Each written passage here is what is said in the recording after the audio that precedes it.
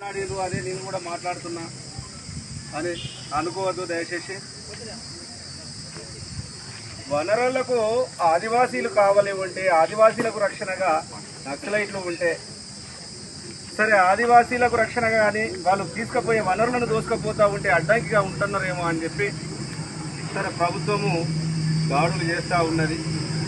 సరే, ప్రభుత్వము దాడులు ప్రజల కోసమే, ప్రజలను కాపాడడం కోసమే చేస్తుందని అనుకున్నప్పుడు, మావోయిస్టులను కూడా ప్రజల కోసమే చేస్తాయని అనుకున్నప్పుడు మావోయిస్టులు 1000 అడుగులు వెనుకకేసి, నక్సలైట్లు 1000 అడుగులు వెనుకకేసి మేము చర్చలు చేయడానికి సిద్ధంగా ఉన్నాం, మేము ఆయుధాలు ఎందుకు పెట్టినాం, ఈ అడవులలో ఉండాల్సిన కారణాలు ఏదో మేము బహిరంగంగా చెప్తాం, మాకు మాట్లాడే అవకాశం ఇయ్యానంటే మావోయిస్టులకు రాజ్యాంగం మీద నమ్మకం లేదు అని చెప్తూ, మేము మాట్లాడేది అని చెప్తూ భారత రాజ్యాంగం మీద ప్రమాణం చేసినటువంటి ఈ పాలకులు మాట్లాడే స్వతంత్రాన్ని కూడా హరించి వేస్తూ ఉన్నారు.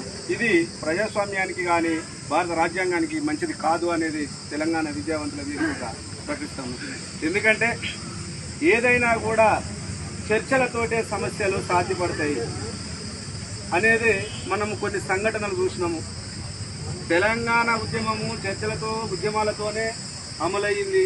మొన్నటికి మొన్న పక్క దేశమైనటువంటి పాకిస్తాన్తో కూడా చర్చలతోటే సమస్య సాల్వ్ అయింది అనేది నిదర్శనంగా అయింది. కానీ మన దేశ బిడ్డలు, మన జాతి బిడ్డలు, మన భారతదేశంలో ఉన్నటువంటి వాళ్ళు మనం కూర్చుని మాట్లాడుకోవడానికి అవకాశం కల్పించని నక్సలైట్లు పదే పదే కోరుకున్నా కూడా ప్రభుత్వము అవకాశం ఇవ్వకపోవడం వెనకాల 2 కారణాలు ఉన్నాయి. దైవాధీనం జగత్ సర్వం, మంత్రాధీనం తన్మంత్రం, బ్రాహ్మణాధీనం బ్రాహ్మణం మమదేవత అని చెప్పి ఆ బ్రాహ్మణితాన్ని ఇంప్లిమెంటేషన్ చేసుకొని ఆ ఏదైతే నిశ్చయమిత వ్యవస్థ ఉన్నదో దాన్ని పకడ్బందీగా మంచి పునాది వేసుకొని ఉండాలి, మనమే అధికారంలో ఉండాలి. వెనుకట ఏదైతే అప్పుడు ఉందో మూతికి ముంత, ముడ్డికి కమ్మ, దాన్ని కొనసాగించాలి అనేది ఒకటి. అది కావాలంటే వీళ్ళు పోవాలి.